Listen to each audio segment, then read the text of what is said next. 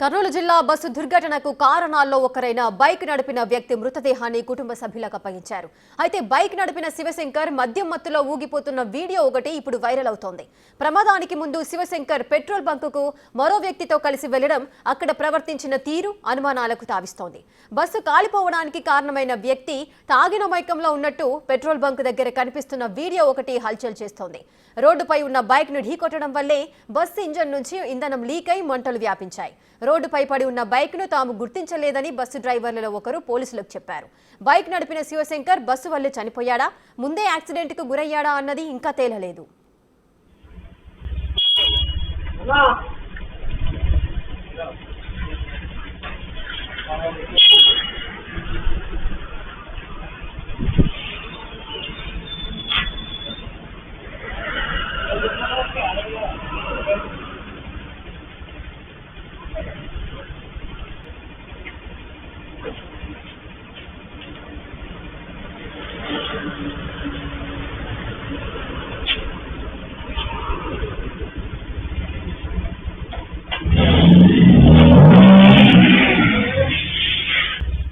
కర్నూలు జిల్లా బస్సు దుర్ఘటనకు కారణాల్లో ఒకరైన బైక్ నడిపిన వ్యక్తి మృతదేహాన్ని కుటుంబ సభ్యులకు అప్పగించారు.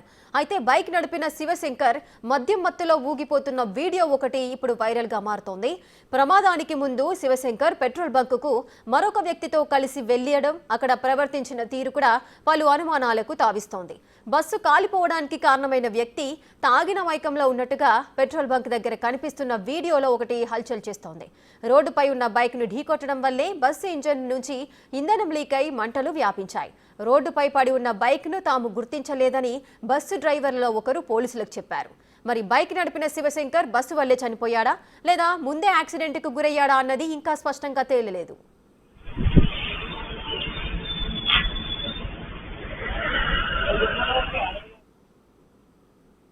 మరిన్ని అప్డేట్స్ మా ప్రతినిధి శ్రీరామ్ అందిస్తారు. శ్రీరామ్, నిన్న బస్సు అగ్ని ప్రమాదంకి ఏ విధంగా గురైంది, దానికి సంబంధించిన వ్యక్తి శివశంకర్ మద్యం మత్తులో ఊగుతున్న వీడియో ఒకటి బయటకు వచ్చింది. ఇప్పుడు అది వైరల్ గా మారుతోంది. అతను పెట్రోల్ బంకులో పెట్రోల్ కొట్టించుకున్నప్పుడు వీడియోలో కూడా కాస్త తేడాగా కనిపిస్తోంది. అసలు ఈ వీడియోకి సంబంధించిన డీటెయిల్స్ ఏంటి, ఎప్పుడు బయటకు వచ్చింది వీడియో? రేఖ, నిన్న జరిగిన కర్నూలు జిల్లా చెట్లమల్లాపురం సమీపంలో 19 మంది సహజీవనమైనటువంటి ఘటన ఏదైతే ఉందో అంతా దేశంలోనే కలకలం రేకెత్తింది అని చెప్పుకోవచ్చు. ఎందుకంటే బైకును ఢీకొట్టిందా లేకుంటే ముందుగానే ప్రమాదం చోటు చేసుకుందా అనే కోణంలో పోలీసులు దర్యాప్తు చేస్తున్నారు. అయితే కర్నూలు జిల్లా ఎస్పీ విక్రాంత్ పాటిల్ కీలకంగా నిన్న మీడియా సమావేశంలో మాట్లాడడం జరిగింది. ఎవరైతే శివశంకర్ బైకు అతను ఉన్నారో అతను ఆల్రెడీ సెల్ఫ్ డ్రైవింగ్ చేస్తూ కింద పడ్డారా లేకుంటే వేరే వాహనం ఢీకొట్టిందా అనే కోణంలో కూడా దర్యాప్తు చేస్తున్నాము. ముందే అతను సెల్ఫ్ డ్రైవింగ్ చేసి పడినట్లుగా అక్కడ పోలీసులు అదుపులో ఉన్నటువంటి వారు చెప్పిన పరిస్థితి. అయితే తాజాగా ఇప్పుడు సోషల్ మీడియాలో వైరల్గా మారినటువంటి వీడియో ఏదైతే ఉందో, శివశంకర్ డ్రైవింగ్ చేసి వెళ్తున్నటువంటి సమయంలో దాదాపు 2 గంటల 23 నిమిషాలకి ఏదైతే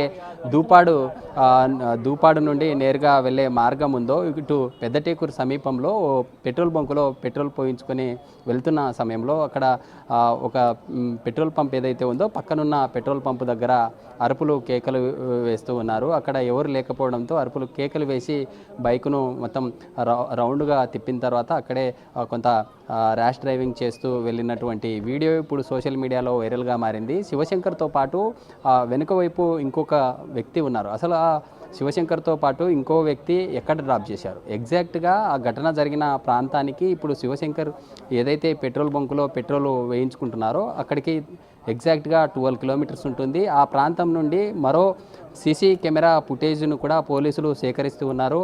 మరో 6 కిలోమీటర్ల సర్కిల్లో ఢిల్లీ పబ్లిక్ స్కూల్ ఉంటుంది. అదే జాతీయ రహదారి మార్గం గుండా కూడా అక్కడే సీసీ ఫుటేజ్ ఉన్నాయి. ఈ ఇద్దరు అక్కడికి వెళ్ళారా అనే కోణంలో పోలీసులు దర్యాప్తు చేస్తూ ఉన్నారు. శివశంకర్తో పాటు ఇంకో వ్యక్తి ఎవరనేది ఇప్పుడు కీలకంగా మారింది. పోలీసులు నిన్న మీడియా సమావేశంలో మాట్లాడినటువంటి మాటలు ఏవైతే ఉన్నాయో దాని ఆధారంగా కూడా ఇటు మొత్తంగా దర్యాప్తు చేస్తున్నటువంటి పరిస్థితి. ఎందుకంటే ఇప్పటికే నిన్న జరిగిన ఈ ఘోర రోడ్డు ప్రమాద ఘటనలో కీలకంగా ఒక బైకును ఢీకొట్టిన తర్వాత అందులో ప్రధానంగా 400 మొబైల్ ఫోన్స్ను ఒక హైదరాబాద్ చెందినటువంటి ఒక వ్యాపారి దాదాపు 880 లక్షల రూపాయల విలువ కలిగేటటువంటి మొబైల్ ఫోన్స్ అందులో ఉండడం.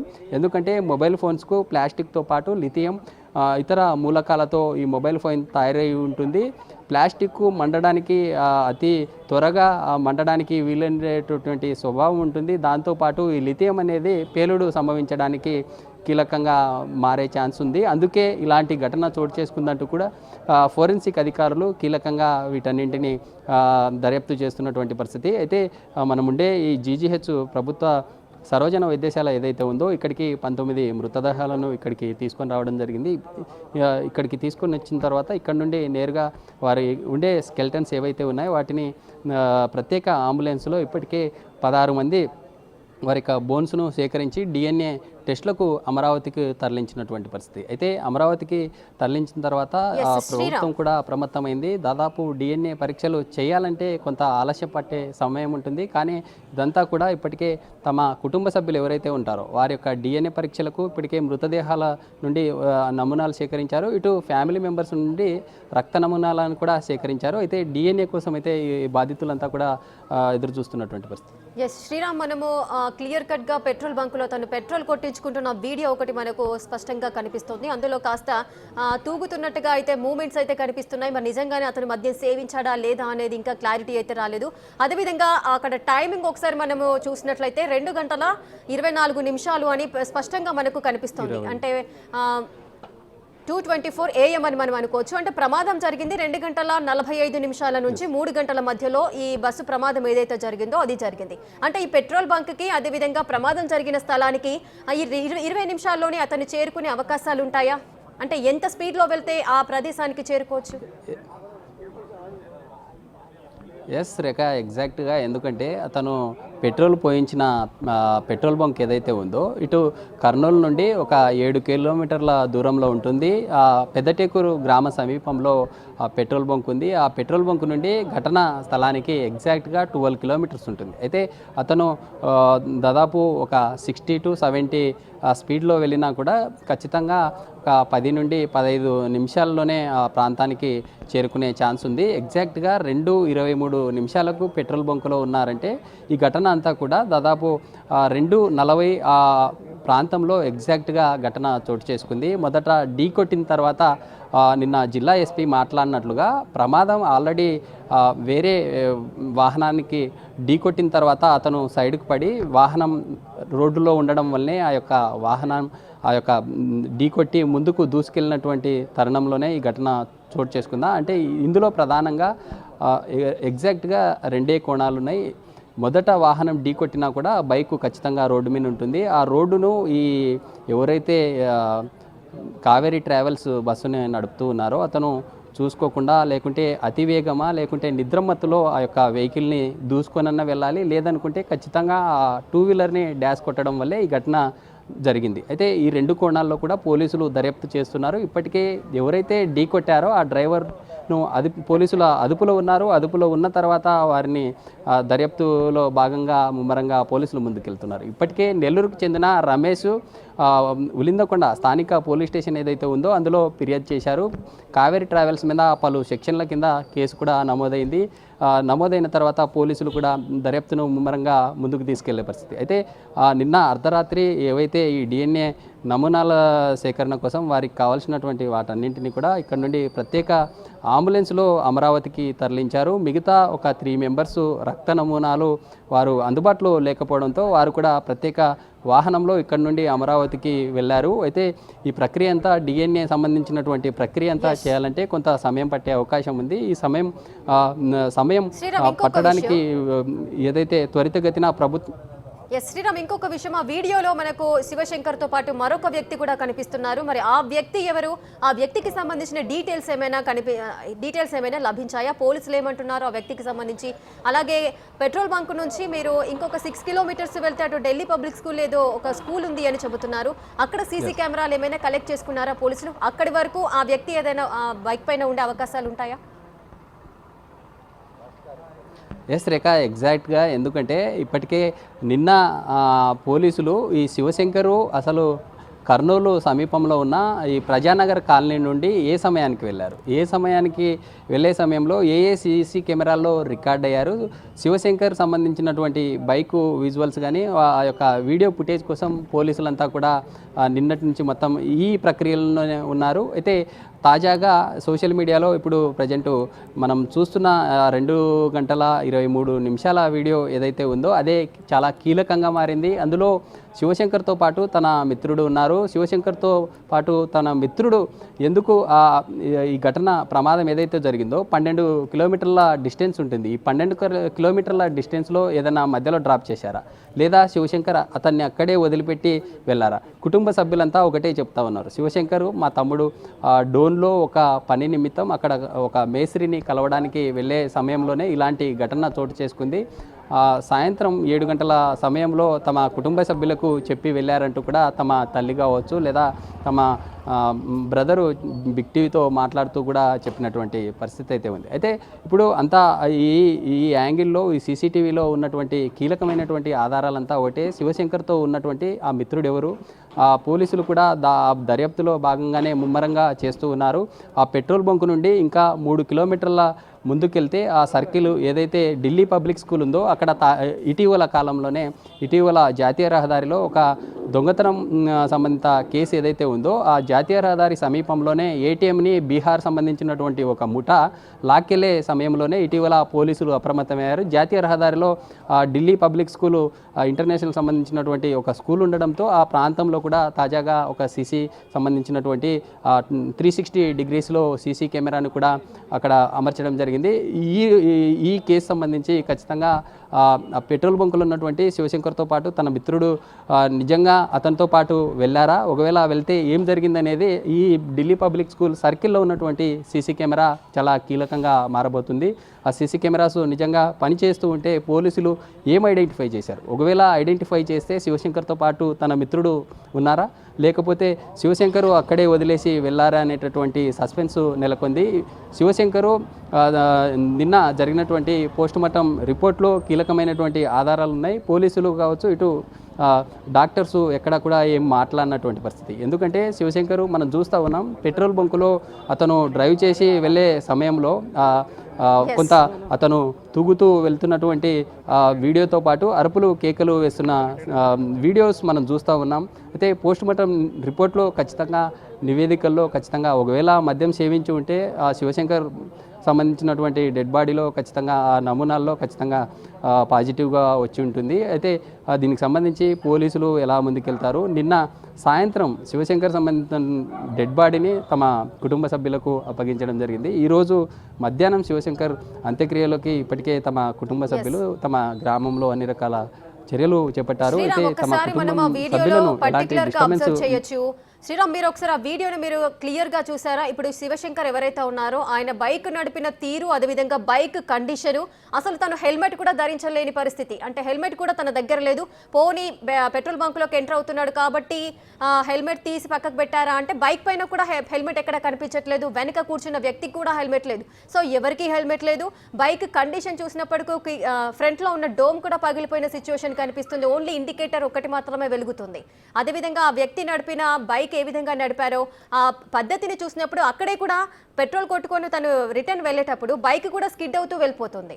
అంటే ఈ విధమైన ప్రవర్తన అనేది మద్యం ఎప్పుడైతే సేవిస్తారో అప్పుడు తర్వాతనే, ఇంతకు ముందే మద్యం సేవించిన తర్వాతనే ఈ ప్రమాదం జరిగింది అని అనుకోవడానికి ఒక రీజన్గా అయితే మనకు కనిపిస్తోంది కదా. ఎస్ రేఖ, ఖచ్చితంగా. ఎందుకంటే అతను పెట్రోల్ బంక్కి ఎంటర్ అయిన తీరుని మనం ఒకసారి అబ్జర్వ్ చేసినట్లయితే ఏదైతే తాగని ముందు ఏ విధంగా ఉంటారో అలాంటి సిచ్యువేషన్లో వచ్చి బైక్ను అక్కడ స్టాండ్ వేసి ఇద్దరు తన మిత్రుడితో పాటు ఈ శివశంకర్ ఇద్దరు అక్కడే దిగి అరుపులు కేకలు వేశారు. అంటే ఆ 2:30 ప్రాంతంలో పెట్రోల్ బంకులో అందరు కూడా నిద్రించేటటువంటి పరిస్థితి ఖచ్చితంగా ఉంటుంది. ఆ నైట్ డ్యూటీలో కేవలం ఒకరా లేదా ఇద్దరు ఉండే ఛాన్స్ ఉంటుంది. ఇలాంటి సిచ్యువేషన్లో వీళ్ళు అరుపులు కేకల తర్వాత ఏదైతే వాళ్ళు ఎవరు రాకపోవడంతో అతను పెట్రోల్ కూడా పోయించుకున్నట్లు కూడా వీడియోలో మనకి ఎక్కడా కనపడలేదు. తర్వాత అక్కడికి మరోసారి బైక్ దగ్గరికి వెళ్ళిన తర్వాత బైక్ను 360 డిగ్రీ యాంగిల్లో మొత్తం రౌండ్గా తిప్పిన తర్వాత బైక్ని మూవ్ చేస్తూ ముందుకెళ్ళాడు. ముందుకు మూవ్ చేస్తూ వెళ్ళిన సమయంలో మనం చూసాం. అంటే ఒక రకంగా చెప్పాలంటే బైక్ను స్టంట్ చేసే సమయంలో ఏ విధంగా రిహార్సల్ చేస్తారో అలాంటి సిచ్యువేషనే కనిపించింది. ఖచ్చితంగా ఇలాంటి మూమెంట్స్ నెలకొనాలంటే ఖచ్చితంగా మద్యం మత్తులో ఉంటే తప్ప ఇలాంటి దృశ్యాలు మనం చూడము. కానీ అలాంటి పరిస్థితే ఉంది. ఇక ఇక్కడ ఎగ్జాక్ట్గా మనం ఒకటి ఖచ్చితంగా చెప్పగలం. కర్నూలుకి ఒకవేళ ఆ పెట్రోల్ బంకు నుండి తన మిత్రుడు ఎవరైతే ఉన్నారో వారిని కర్నూలులో డ్రాప్ చేయాలంటే కూడా శివశంకర్ ఆ ఘటన జరిగిన ప్రాంతానికి వెళ్ళడానికి ఎలాంటి ఛాన్స్ లేదు. ఖచ్చితంగా శివశంకర్తో ఉన్నటువంటి తన మిత్రుడు ఆ పెట్రోల్ బంకు దగ్గరే వదిలి వెళ్ళారా, లేకుంటే ఆ సమీపంలో ఆ ఘటన చిన్నటేకూరు పెద్దటేకూరు గ్రామాల మధ్యన ఆ పెట్రోల్ బంక్ ఉంటుంది. ఒకవేళ తన మిత్రుడిని అక్కడే డ్రాప్ చేసి ముందుకెళ్ళాలి. అంటే ముందుకెళ్ళాలంటే కేవలం ముందుకెళ్తే 12 కిలోమీటర్ల దూరంలో కేవలం చిన్నటేకూరు అనే గ్రామం మాత్రమే 1 కిలోమీటర్ దూరంలో వస్తుంది. మిగతా గ్రామాలు కూడా ఏవి లేవు. శివశంకర్తో పాటు ఉన్నటువంటి మిత్రుడు ఎవరు, ఆ మిత్రుడు ఇక్కడ కీలకంగా మారబోతూ ఉన్నారు. ఒకవేళ అతను ఉంటే అతన్ని ఎక్కడ డ్రాప్ చేశారు, శివశంకరు అతనికి ఏం చెప్పి వెళ్ళారు అనేటటువంటి ఆధారాలు కూడా పోలీసులు కీలకంగా ఈ శివశంకర్ సంబంధించినటువంటి ఈ బస్సు ప్రమాదానికి కారణమైనటువంటి 19 మంది ఈ బలైనటువంటి ఘటనలో అనేక రకాల ఆధారాలు బయటకు వచ్చే ఛాన్స్ ఉంది. పోలీసులు కూడా కీలకంగా ఈ సీసీటీవీ ఫుటేజ్ రావడంతోనే పోలీసులంతా కూడా ఈ శివశంకర్ సంబంధించినటువంటి ఆ వీడియో ఫుటేజ్తో పాటు తన మిత్రుడు ఎవరు అనే కోణంలో పోలీసులు దర్యాప్తు చేస్తూ ముందరికెళ్తున్నటువంటి పరిస్థితి. ఎగ్జాక్ట్గా అక్కడ నుండి ఆ ఘటనా స్థలానికి చేరుకున్న సమయంలోనే ఇదంతా జరిగినట్లుగా కూడా సీసీ కెమెరాలో ఖచ్చితంగా అక్కడ రికార్డ్ అయింది. ఎందుకంటే 2:23 నిమిషాలకి అక్కడ ఉన్నారంటే ఖచ్చితంగా అక్కడ నుండి 15 నిమిషాల టైంలో ఆ ప్రాంతానికి ప్రమాదం జరిగిన ఘటన ఏదైతే ఉందో అక్కడికి చేరుకోవడం జరిగింది. చేరుకున్న తర్వాత నిజంగా శివశంకర్ ఒక్కరే ఉన్నారా, లేకుంటే తన మిత్రుడిని ఎక్కడికి డ్రాప్ చేశారా, లేకుంటే ఏంటనే కోణంలో కూడా పోలీసులు దర్యాప్తు చేస్తున్నారు. ఇప్పటికే నెల్లూరు చెందిన రమేష్ ఉలిందకొండ పోలీస్ స్టేషన్లో ఫిర్యాదు చేయడంతో కావేరీ ట్రావెల్స్ మీద పలు రకాల కేసులు పలు రకాల సెక్షన్ల కింద కేసు నమోదు చేసి దర్యాప్తు చేస్తున్నటువంటి పరిస్థితి అయితే కనిపిస్తుంది. Right, thank you Sriram, thanks for the live details. Right, ఇక కర్నూలు జిల్లా బస్సు దుర్ఘటనకు కారణాల్లో ఒకరైన బైక్ నడిపిన వ్యక్తి మృతదేహాన్ని అయితే కుటుంబ సభ్యులకు అప్పగించారు. ఆ బైక్ నడిపిన వ్యక్తి అంటే ఈ బస్సు ప్రమాదానికి కారణమైన బైక్ యజమాని ఎవరైతే ఉన్నారో శివశంకర్. సో దీనికి మెయిన్ రీజన్ శివశంకర్ నడిపిన బైక్ అని చెప్పుకోవచ్చు. సో ప్రజెంట్ శివశంకర్ కి సంబంధించిన ఒక latest video Big TV screen పైన మీరు ఎక్స్క్లూజివ్ గా చూస్తున్నారు. సీసీ ఫుటేజ్ ఇది. మీరు అసలు శివశంకర్ ఎవరు, ఏ విధంగా ఉంటాడు, అసలు ఆ బైక్ నడిపిన తీరు ఏ విధంగా ఉంది, ప్రమాదానికి ఏ విధంగా గురయ్యింది, అసలు ఆ బస్సు కిందికి వెళ్ళడానికి గల కారణాలేంటి, సో ఇవన్నీ కూడా ఒకసారి మీ మైండ్లో అలా తిరుగుతూ ఉంటాయి. అసలు శివశంకర్ ఏ విధంగా ఉంటాడు అని అసలు ఈ పెట్రోల్ బంక్కి సంబంధించిన వీడియో ఒకసారి మీకు ఎక్స్ప్లెయిన్ చేయడానికి ప్రయత్నిస్తాను. శివశంకర్ వాళ్ళ ఫ్రెండ్తో పాటు బైక్ని తీసుకొని పెట్రోల్ బంకుకు చేరుకున్నాడు. కరెక్ట్గా మీరు టైం చూడొచ్చు, October 24th 2:24 అంటే 2:23, 24 మధ్యలో. సో 1 minute వాళ్ళిద్దరూ కూడా పెట్రోల్ బంక్ దగ్గరే ఉన్నారు. ఆ టైంలో పెట్రోల్ బంకుకు చేరుకోవడం, పెట్రోల్ కొట్టించుకోవడానికి వారిద్దరు కూడా అక్కడికి చేరుకున్నారు. తాను వచ్చిన సందర్భాలు, తాను ఏ విధంగా బిహేవ్ చేస్తున్నాడు అనేది మీరు పర్టికులర్గా బిగ్ టీవీ స్క్రీన్ పైన మీరు ఎక్స్క్లూజివ్గా చూడొచ్చు. అతను బైక్ నడిపిన తీరు మీరు అబ్జర్వ్ చేసినట్లయితే ఆ పెట్రోల్ కూడా కొట్టించుకోలేదు అతను. ఎందుకంటే ఆ టైంలో పెట్రోల్కి సంబంధించిన సిబ్బంది ఎవరైతే ఉంటారో వారంతా కూడా గాఢమైన నిద్రలో ఉండుంటారు. సో వీరు లోపలికి చేరుకున్న తర్వాత పెట్రోల్ కొట్టించుకునే ప్రయత్నం చేశారు. కానీ అక్కడ ఎవరు కనిపించలేరు. వీరు 2-3 కేకలు వేసినట్టుగా కూడా బయట వాయిస్ అయితే వినిపించింది. సో అదేవిధంగా శివశంకర్ అంత లాంగ్ జర్నీ వెళ్ళినప్పుడు కనీసం హెల్మెట్ కూడా ధరించకుండా ఆ విధంగా ఆయన ఊగుతూ కనిపిస్తున్నాడు. సో మద్యం సేవించాడు అని పర్టికులర్గా మనకు అర్థమవుతోంది. అదేవిధంగా బైక్ సిచ్యువేషన్ కండిషన్ ఏ విధంగా కూడా ఉందో చూడొచ్చు. ఆ ఫ్రంట్ పార్ట్లో మనకి డోమ్ కూడా పగిలిపోయి కనిపిస్తోంది. ఇండికేటర్ ఒకటి మాత్రమే అక్కడ బ్లింక్ అవుతూ మనకు సీసీ ఫుటేజ్ విజువల్స్లో కూడా మనం చూడొచ్చు. శివశంకర్ అదేవిధంగా ఆయన వెనకాల ఉన్న వ్యక్తి, మరి ఆ వ్యక్తి ఎవరు? ప్రమాదం సమయంలో శివశంకర్ డెడ్ బాడీ ఒక్కటే మనకు కనిపించింది. మరి శివశంకర్కి సంబంధించి ఆయన బైక్ పైనే వస్తున్న ఆ వ్యక్తి ఎవరు అనేది ఇంకా డీటెయిల్స్ అయితే తెలియలేదు. శివశంకర్ కంపల్సరీగా మద్యం సేవించి ఉంటాడు అనడానికి ఇది ఒక నిదర్శనంగా మారుతోంది. ఇప్పుడు బిగ్ టీవీ స్క్రీన్ పైన మీరు చూస్తున్న ఈ సీసీటీవీ ఫుటేజ్లో మీకు క్లియర్గా కనిపిస్తోంది. తను బైక్ నడిపే తీరు కూడా మీరు అబ్జర్వ్ చేయొచ్చు. సాధారణంగా ఎంత మెల్లిగా కూడా వెళ్ళొచ్చు అక్కడ, కానీ అతను బండి స్కిడ్ చేస్తూ కూడా ఏ విధంగా డ్రైవ్ చేస్తున్నాడో కూడా మనం చూడొచ్చు. మరి ఆ వ్యక్తిని అంటే ఇప్పుడు 2:24 వాళ్ళు పెట్రోల్ బంకులో ఉన్నారు. ప్రమాదం జరిగింది 2:25 నుంచి 3 గంటల మధ్యలో, అంటే సుమారుగా 20 నిమిషాలు 30 నిమిషాల టైంలోనే ప్రమాదం జరిగింది. మరి పెట్రోల్ బంకు నుంచి ప్రమాద స్థలానికి 12 కిలోమీటర్ల దూరం ఉంటుంది. సో వీళ్ళు ఏ రేంజ్లో ఏ స్పీడ్లో వెళ్తే ఆ ప్రదేశానికి చేరుకున్నారు. అక్కడికి వెళ్లేలోగా వీళ్ళ మధ్య మత్తులో ఉన్నాడు కాబట్టి అక్కడ ఎదురుగా వస్తున్న వాహనాన్ని లేదంటే పక్కన వెళ్తున్న వాహనాన్ని ఏదైనా ఢీకొట్టి అక్కడ యాక్సిడెంట్ జరిగిందా, లేదా ఆయన తప్పతాగి ఉండడం వల్ల డ్రైవ్ చేయలేకపోయి ఓవర్ స్పీడ్తో వెళ్ళి స్కిడ్ అయ్యి పడిపోయి బస్ కిందికి వెళ్ళిపోయిందా, ఈ ప్రమాదానికి కారణమైందా? ఇలా పలు కోణాలలో ప్రతి ఒక్కరిలో ఎన్నో ఆలోచనలు రేకెత్తుతున్నాయి. ప్రజెంట్ మీరు శివశంకర్కి సంబంధించిన సీసీటీవీ ఫుటేజ్ను మీరు బిగ్ టీవీ స్క్రీన్ పైన చూస్తున్నారు.